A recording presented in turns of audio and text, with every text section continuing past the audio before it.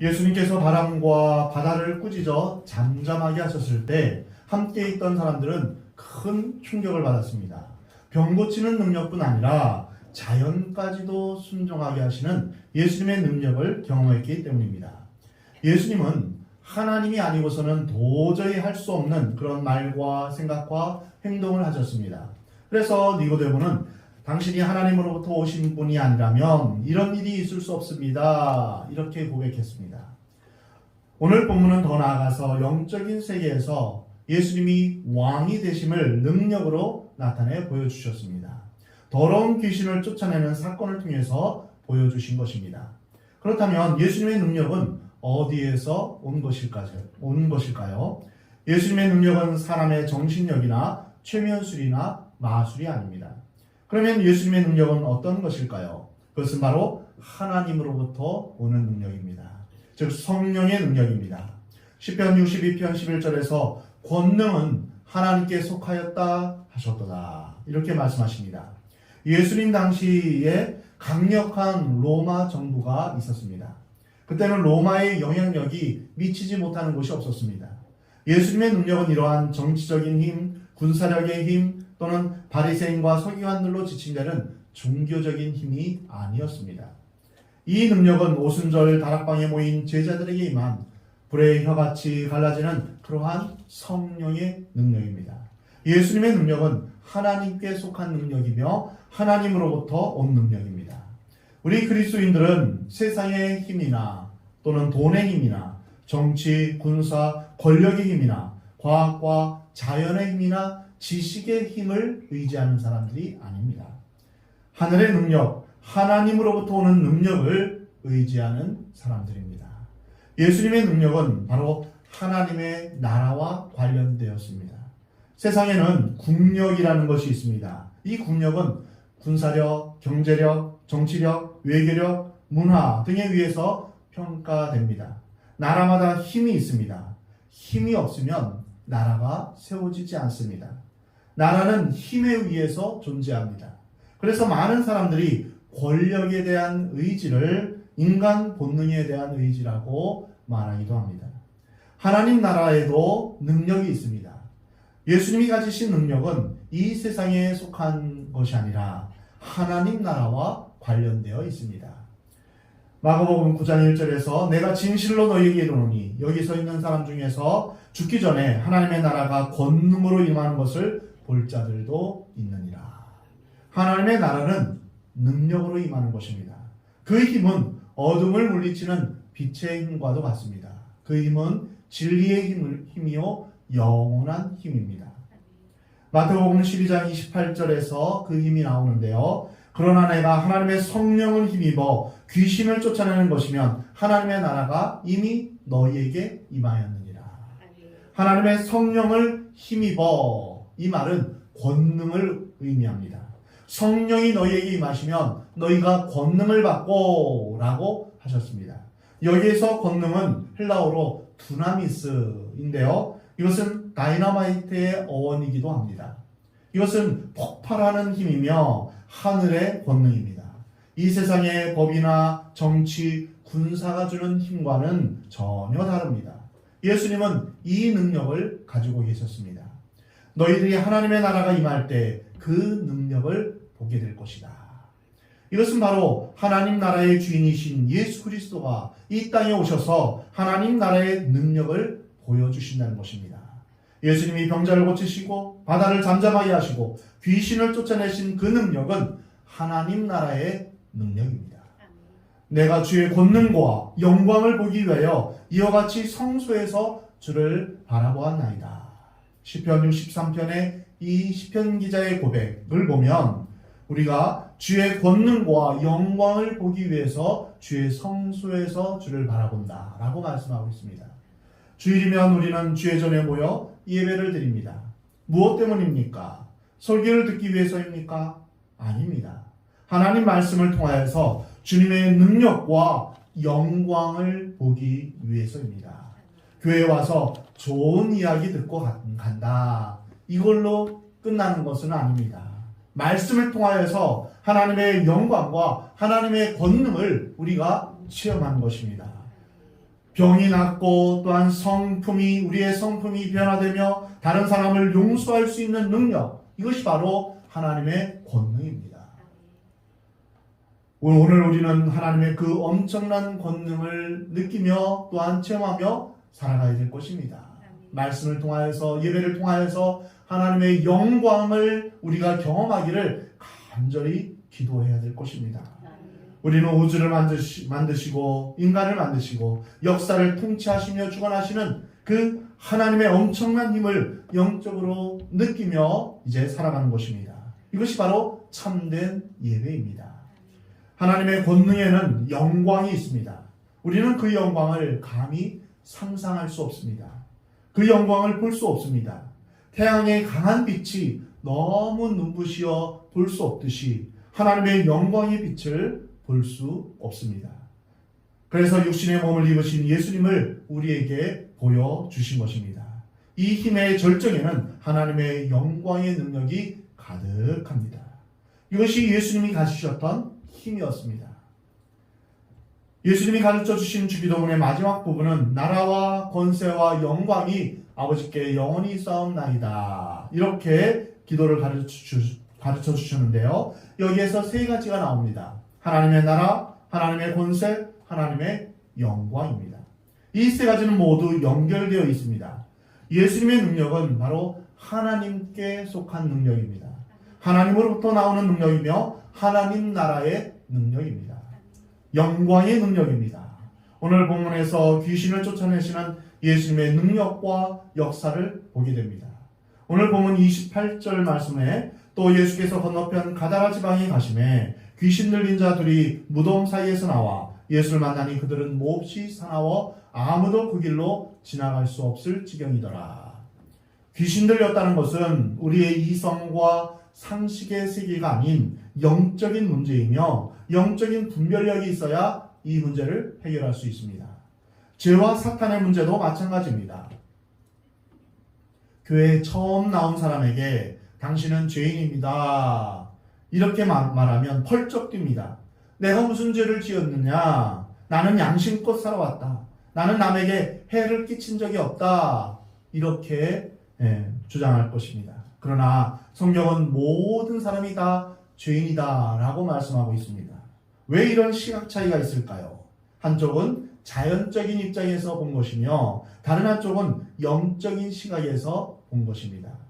성경에서 말하는 죄는 국법이나 자연법으로 말하는 죄가 아닙니다. 이 죄는 영적인 죄입니다.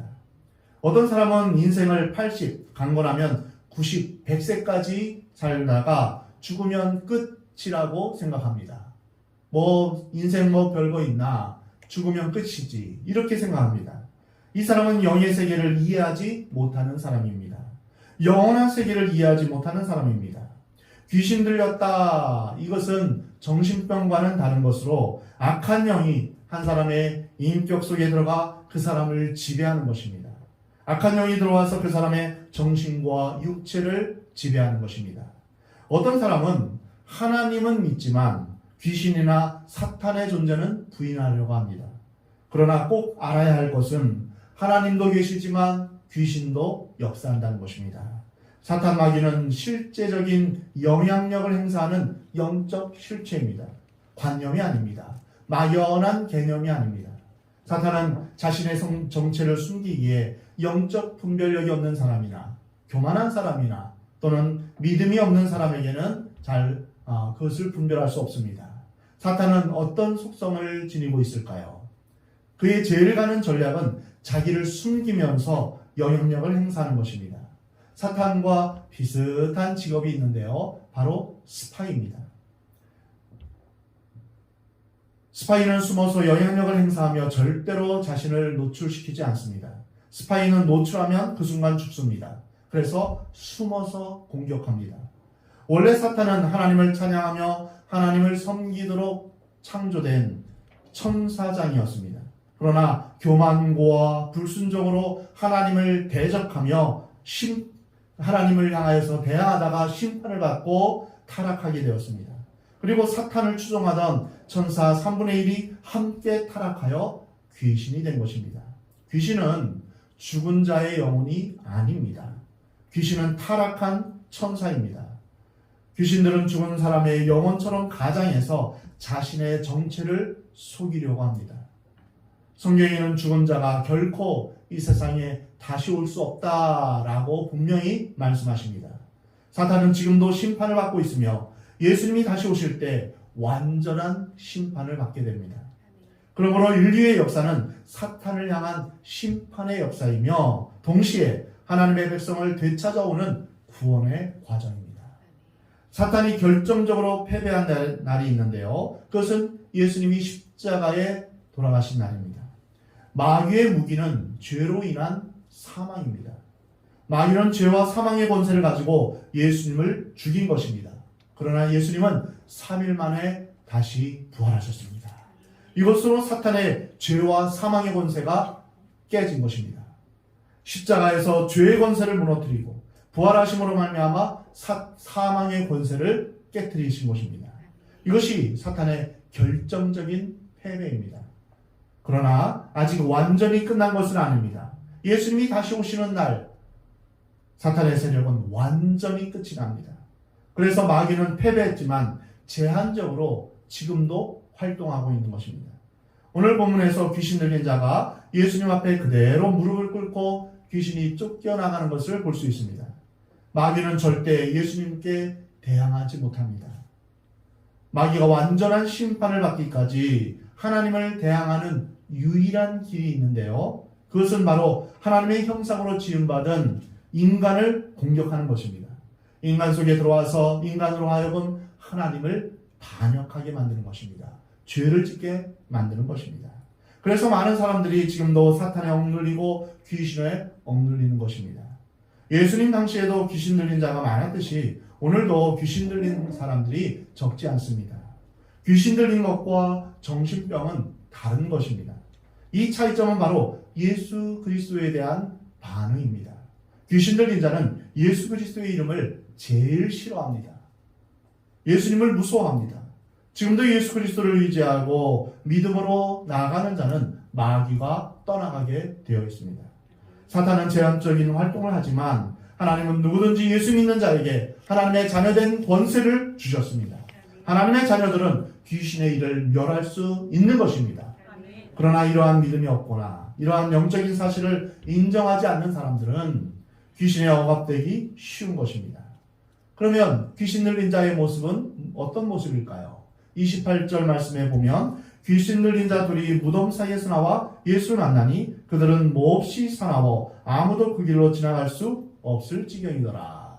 첫째로 귀신 들린 자의 거처는 무덤입니다.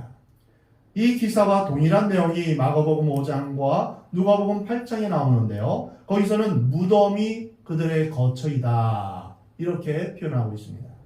무덤은 무엇을 의미합니까? 죽은 자가 있는 곳입니다. 귀신 들린 자는 언제나 죽음을 생각합니다. 사망과 심판을 생각하고 있습니다.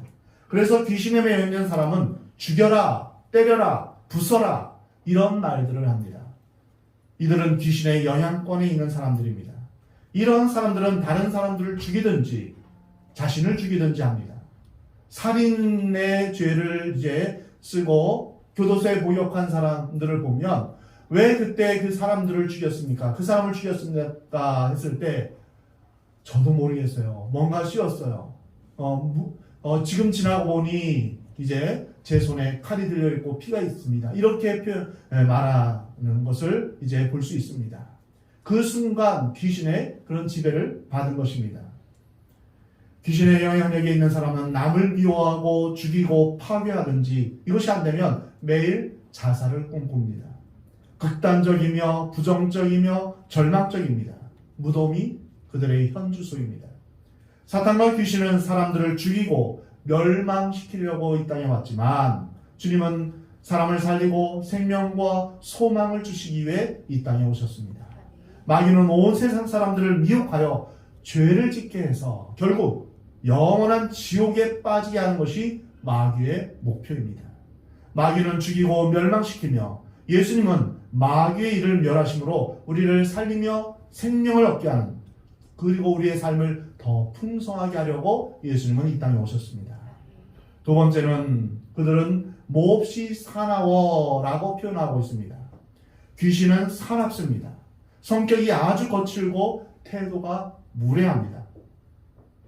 마가복음과 누가복음에서는 쇠사슬과 고랑을 깨뜨리고 늘 소리 지르며 돌로 자기의 몸을 해한다라고 기록되어 있습니다. 성격이 아주 거칠고 사나워서 통제가 불가능합니다. 그리고 자기의 몸을 상하게 합니다. 또한 옷을 입지 않거나 더러운 옷을 입습니다. 누가복음 8장 35절에 귀신이 나간 사람이 옷을 입고 정신이 온전하여 예수님의 발치에 앉아 있음을 볼 수 있습니다. 그러니까 귀신의 통제하에 있는 사람은 이제 거칠고 무례하며 또한 이제 자기의 성격대로 굉장히 난폭하게 말하고 소리 지르는 것을 볼 수 있습니다. 반면 예수님 앞에서는 온유하고 또한 이제 겸손한 그러한 모습, 귀신이 나간 자의 모습은 바로 이러합니다. 귀신 들린 자들이 제일 싫어하는 이름이 예수 그리스도이십니다. 오늘 본문 29절에서 이에 그들이 소리질러 이르되 하나님의 아들이여 우리가 당신과 무슨 상관이 있나이까? 때가 이르기 전에 우리를 괴롭게 하려고 여기 오셨나이까? 때가 이른다라는 것은 예수님이 다시 오셔서 이 세상의 모든 악과 귀신과 사탄의 세력을 멸하시는 때를 말합니다. 귀신은 예수님을 하나님의 아들이라고 인정합니다. 그러나 예수님을 싫어합니다. 귀신 들린 자가 예수님을 싫어하는 이유는 예수님이 귀신을 쫓아내는 장본인이기 때문입니다. 예수님이 귀신과 사탄의 세력을 멸하시기 때문입니다. 그래서 귀신 들린 사람은 교회에 오면 가슴이 두근거립니다. 말씀 듣는 것과 찬송 부르는 것을 싫어합니다. 떠날 준비를 하는 것입니다. 귀신 들린 사람은 예수님을 무서워합니다. 예수님의 보혈을 두려워합니다. 우리 안에서 이러한 악한 영이 떠나면 참으로 우리의 성격이 변화됩니다. 그러기에 그리스도인들은 성품이 변화될 수 있음을 고백할 수 있는 것입니다. 예수님 앞에 나와서 거칠고 통제할 수 없었던 그러한 성격이 눈물을 흘리며 예수님의 발 앞에 앉아 조용히 주님을 섬기게 되는 것입니다. 희생하며 섬깁니다. 자신을 부인합니다. 거듭나는 것입니다. 사랑하는 성도 여러분, 예수 그리스도께서 귀신을 쫓아내는 분이심을 또한 모든 악을 멸망시키는 분이심을 믿으시 바랍니다. 아멘. 예수님은 하늘과 땅의 모든 권세를 가지신 분이십니다. 예수님은 이 세상 나라와 모든 권세 위에 계시며 모든 영적인 존재들도 예수님의 권능 아래에 다스림을 받는 것입니다. 만약 예수님이 영적인 능력을 행하시는 분임을 믿는다면 우리는 예수님을 의지하면서 귀신의 영향권에서 벗어나야 합니다. 일찍 귀가하고 단정하게 옷을 입으시기 바랍니다. 낮에와 같이 단정히 행하라 라고 말씀하십니다. 로마서 13장 12절부터 14절 말씀입니다. 밤이 깊고 낮이 가까웠으니 그러므로 우리가 어둠의 일을 걷고 빛의 갑옷을 입자. 낮에와 같이 단정히 행하고 방탕하거나 술 취하지 말며 음란하거나 호색하지 말며 다투거나 시기하지 말고 오직 주 예수 그리스도로 옷 입고 정욕을 위하여 육신의 일을 도모하지 말라. 집안을 항상 단정하게 정돈하시기 바랍니다. 우리는 우리의 영혼과 마음뿐 아니라 정돈된 삶을 살아야 합니다. 소리 지르지 마시 바랍니다. 방탕해서도 안 됩니다. 귀신의 영향력이 곳곳에서 우리를 지배하고 있습니다.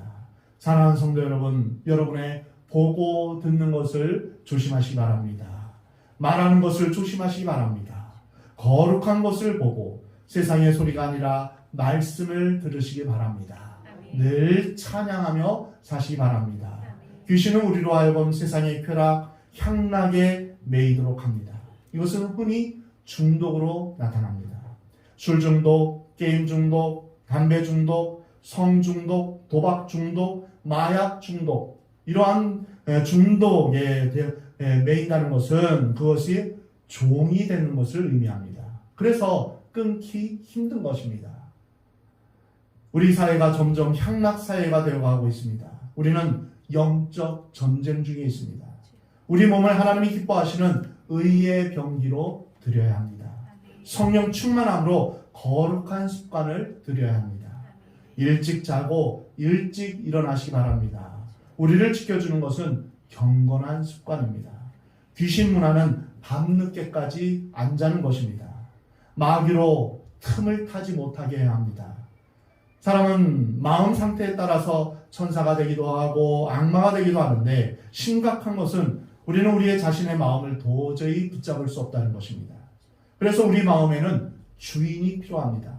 만일 예수님이 우리 마음의 주인이 되지 못하면 우리는 마귀의 충동을 받을 때마다 죄를 짓게 됩니다. 마귀로 틈을 타게 하는 것 중에 하나가 술입니다. 술로 인해 자신이 통제하지 못하는 그런 상태로 가기 때문에 에베소서 5장 18절에는 술 취하지 말라. 이는 방탕한 것이니 오직 성령의 충만함을 받으라 라고 명령하십니다. 또 사람들이 죄를 짓게 만드는 것은 미움입니다. 마귀는 미움을 통해서 역사합니다. 다른 사람을 미워하기 시작하면 나중에는 그 사람과 함께 있는 것도 견디지 못하고 이름도 듣기 싫어합니다. 미움이 커지면 결국 폭언이나 폭력으로 발전하며 살인에 이룰 수 있습니다. 그래서 예수님은 누구든지 다른 사람을 미워하면 살인하는 자다라고 말씀하십니다. 그리고 사람이 죄를 짓게 만드는 요인 중 하나는 육체의 욕망입니다. 인간들을 비참하게 하는 것은 하나님께 컨트롤을 받지 않고 욕망에게, 죄에게 컨트롤을 받게 하는 것입니다. 마귀의 전략은 우리로 하여금 죄를 짓게 하는 것입니다. 그래서 하나님께 나가지 못하도록 죄책감을 갖게 만드는 것입니다. 그러므로 죄를 짓게 하는 마귀를 우리는 대적해야 합니다. 귀신을 두려워하지 마시 바랍니다. 아무리 악한 귀신도 예수님 앞에서 예수님의 이름으로 떠나게 됩니다. 그러므로 담대하게 예수 그리스도의 이름으로 대적해야 합니다. 야고보서 4장 7절에 말씀하십니다. 그런즉 너희는 하나님께 복종할지어다. 마귀를 대적하라. 그리하면 너희를 피하리라. 저를 따라 여러분 해보시 바랍니다. 악한 귀신아, 예수 그리스도의 이름으로 물러가라. 음란의 영아, 예수님의 이름으로 떠나가라. 의심하게 하는 더러운 귀신아, 예수님의 이름으로 물러가라. 미움의 영아, 예수 그리스도의 이름으로 떠나가라. 불안하게 만드는 악한 영아, 예수님의 이름으로 떠나가라. 교만하게 하고 다투는 영아, 예수님의 이름으로 물러가라. 우리가 주님 안에서 순전하고 거룩하게 살기를, 모든 귀신의 영향력에서 벗어나 살기를 하나님은 원하십니다. 하나님의 영광이, 하나님의 거룩함이 여러분의 삶 가운데 늘 있기를 우리 주님은 원하십니다. 여러분, 귀신의 그런 영향력이 있을 때마다 내게 모든 악한 생각과 또한 악한 상황들이 올 때 그것을 가져다 주는 모든 악한 것들을 우리가 대적해야 됩니다. 그래서 불안하게 하고 염려하게 하고 근심하게 하며 또한 미워하는 것, 음란한 생각, 그 모든 상황마다 우리는 예수 그리스도의 이름으로 대적해야 됩니다. 그때 마귀는 떠나가는 줄 믿으시 바랍니다. 모든 악한 것에서 떠나 살며 주님 다시 오실 때까지 우리가 주님 앞에서 정결하고 보배롭게 우리의 영혼과 마음과 육체가 거룩하게 보존되기를 우리 하나님은 원하십니다. 사랑하는 성도 여러분, 모두 깨어 기도하며 영적 전쟁에서 승리하며 주님이 오시는 날까지 끝까지 승리하는, 그래서 죄악 가운데 빠지지 않고 하나님 안에서 온전히 하나님이 기뻐하시는 그런 믿음의 길로, 승리의 길로 걸어가는 우리 모두가 되기를 하나님은 원하십니다.